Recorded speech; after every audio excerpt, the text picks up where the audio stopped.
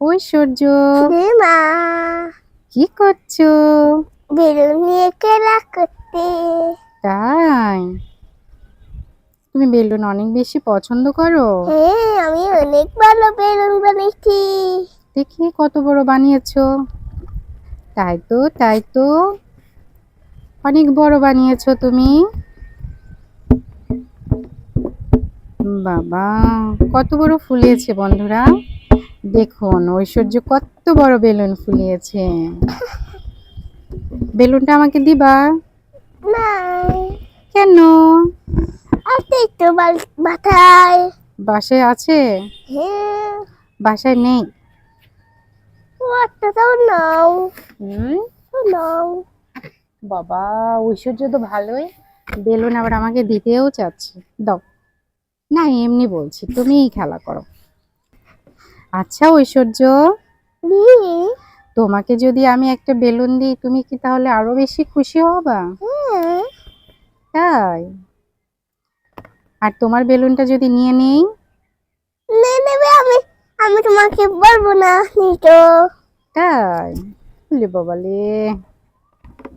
আচ্ছা, বেলুনটা এবার ফুলিয়ে বড় করো তো।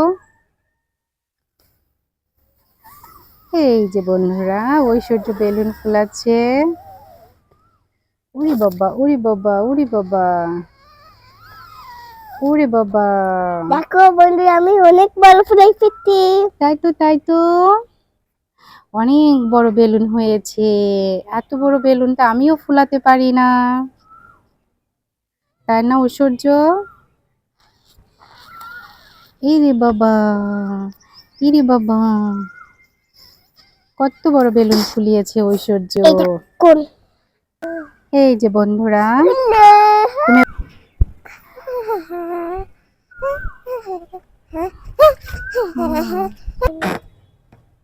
এই যে দুষ্টামি করছে।